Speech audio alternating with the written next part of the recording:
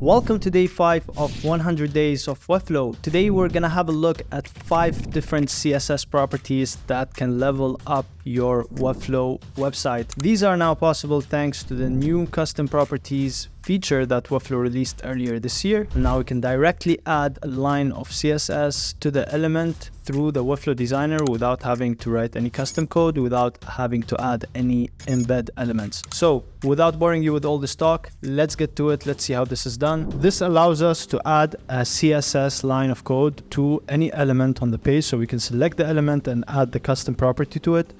Now this is great because it allows us this flexibility of easily adding the property right there if it's not available in the style panel. Before we used to use custom code, add a custom embed element and then write the code inside and then make sure that the classes match the classes on the code and all that. But now you can just add it right here on the custom properties panel. So let's check them out. So the first custom property we're going to look at is text wrap. Now text wrap allows us to wrap the text in a certain way. So we're gonna select this hero header here. We have this hero header, it's in 3 lines. There are 3 lines and the last line has just 1 word. Now this is not very well distributed, so we want to perhaps have the last line with more than just 1 word. So we're gonna use text wrap. Now text wrap, and we're gonna add it here in the custom properties panel. We're just gonna write text dash wrap, and you can see I can find it here. And if you want to know more about text wrap, you can view it on MDN and you can just hover over the text wrap property and you can see this link right here. If you click it, it takes you to the MDN page and you can check the documentations about text wrap specifically or any other CSS property. So let's go back to our project. So we're going to use text wrap and we're going to use text wrap pretty. Oh, this is the wrong keyboard, but pretty. Okay, so text wrap pretty in this case didn't do much because it's a very limited number of words, but we can perhaps try it here. For example, if I write text wrap pretty, you can see that it kind of wrapped it, the last line with 2 words, especially that this is a very short sentence. So it wrapped it in a way that it can be more visually acceptable. Now, text wrap pretty, unfortunately, is not available on all browsers. And you can see that in the MDN website. You can see that this property, text wrap pretty, is not available on Firefox. It's not available on Safari, which means that you might have to find an alternative. An alternative that is available also is text wrap stable, and this is only available on Firefox and Safari, not available on Chrome or Edge. So it's up to you to choose. Another great value, which is balance. Now this is the value that works across all browsers and it allows us to balance the number of words per line. So let's check it out here. So we're gonna change pretty to balance.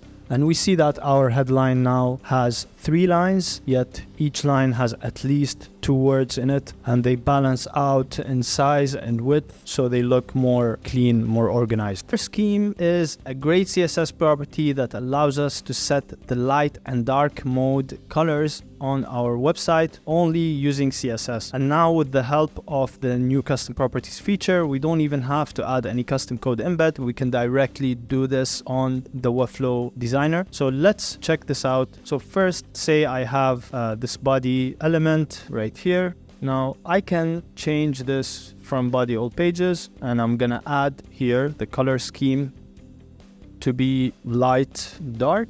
And this will allow me to have the color scheme set on light and dark mode. So first it's light and dark. And let me show you, for example, here in this main panel, I want to set the background to be black in dark mode and white in light mode. So I'm gonna add this property here called color, or I can actually add it right in the color panel. So here I can add it as a custom property here. Here I'm gonna add the property of light dark. This is FFF, comma, this is 000. Then we enter. Now you can see the background turned white. Let's use the text, for example, or let's set the text for all the elements inside the main. So here I can go to text color. I can unlink this variable and I can add a custom color, which is light dark, and in this case I want it to be the other way around, so the light text color will be black and the dark will be white.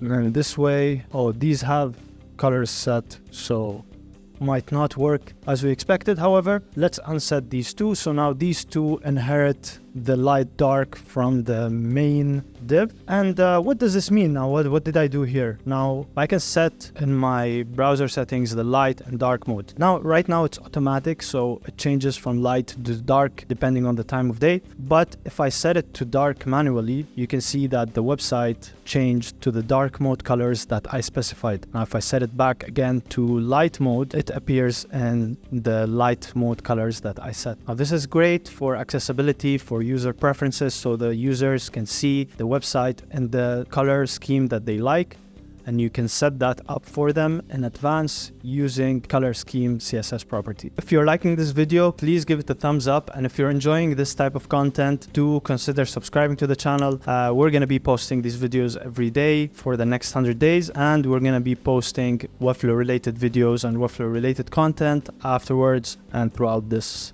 journey. So if you're liking this, do subscribe. Let's get back to the project. Now, the next property we're going to look into is grid columns and grid rows. Now, grid has a lot of options available to you on CSS, even options available on Webflow itself. So we can see, for example, this grid here. So it's already set in grid. You can see it's set in grid, set in 2 columns, 2 rows. I can adjust this as much as I want. I can even do it visually. So this is great. However, there is a lot more that you can do with grid that is not yet here and that is getting updated every once in a while. However, for the sake of this video, we're going to look at a use case where this can be very useful in Webflow. And this use case is CMS related items. Now, I have this 2x2 grid here and I want this first item. So if I select first item, I want this to span over 3 rows so that I have one big block here and 3 cards next to it. And if I go here in the native Webflow positioning and I go to row span and I click 3, you can see it's going to change all 4 of them. And that's not what I want. So I can instead give it a custom property of grid row and tell it to span 3, and as you can see now it's spanning 3 rows. The other items are not affected with this span, and this is exactly what I want. This is a simple use case for grid rows that you can use custom properties with, and you can manipulate the CMS items. Next up, we have scroll bar width. Now this is very cool, very useful at times. It might not be the most accessible friendly feature, however, if you customize it well, it can be good. So let's check it out. So I have here this collection, right? And it has many items. Now I want to display only one item and I want this to be scrollable. So I'm gonna set this collection list to have a height of, let's say, 250, and I'm gonna set it to overflow scroll so that I can scroll within this to see the projects, but it's only taken a space of 1 item. Now, I don't like this scroll bar and how it's appearing, so how do I remove it? Now we can do that thanks to custom property scroll bar width. So if we go and add scroll bar width, third one, and we set it to none, you can see that it's gone. The scroll bar is gone, but I can still scroll through the section. So that's great. Now, perhaps I do want a scroll bar. However, the default scroll bar does not fit my theme, does not fit my design, and I want to customize it. So in this case, we can use, of course, we go back to the element that has the overflow scroll. So it's collection list. And then we go give it a property of scroll bar color. And scroll bar color will allow us to give 2 colors, one for the track and one for that handle thing. So the first color will be the handle. So let's say it's going to be green, and the second color is going to be yellow for the track. And if I set it, you can see that this is turned green and the track turned yellow. And of course, you can add the hex code, you can add different types of colors that you have in your design. So let's say if I want to add this color, you can copy this hex code and I can add this here as the tracker. So if I go back to my collection list and I add this here, you can see I have the handle in green, but this tracker is in the gray color that I already use on my design. Now the final one is going to be text size clamp. Now, this is a useful feature for dynamic, fluid websites that are using view width sizing and want to keep things in proportion. So clamp can really help you do that. Now, this works on text, this works on other elements, images, div blocks, whatever you want. However, we're going to test it out on text here. So we're going to select this header again. This is our lab rat header. We're going to go to size and we're going to add a custom size, and this is going to be called clamp. Now, clamp is not really a property, it's more like a function, a CSS function. So we're going to call clamp, and then we're going to give it the first value is going to be the minimum value. And in this case, I want the minimum value to be, let's say, 2.5 frames. And then I'm going to give it the actual value. And let's say that value be 6 view width or 5 view width. And then I'm going to give it the maximum value, which is going to be, let's say, 3.7 as far as I measured this before. So what does this mean? Now, this means that I'm going to clamp this header with the actual size of 5 view width. However, it's not going to get less than 2.5 frames, and it's not going to go over 3.7 rems. So it's going to be 5 view width, but if it hits those boundaries, it's going to stop. So let's test that. So I have this. I'm going to use the view mode. Now, as you can see, if I scroll, if I make it smaller, the text size is getting smaller. Of course, before I break the breakpoint, then it's another size. But up until here, I have this 5 view width. And then here it's reaching the maximum, so it stops growing, and then here it reaches the minimum, so it stops shrinking. And this is great for, again, fluid websites, bigger headers. I mean, this is a very simple example, but you can use this with a lot of elements, as I said, with div blocks, with containers, and so on. Let's go over one last CSS property. This is a bonus one. We didn't talk about it, but I just like to show it because it's very useful. So let's say I have this hero block. It's set in color, let's say green, right?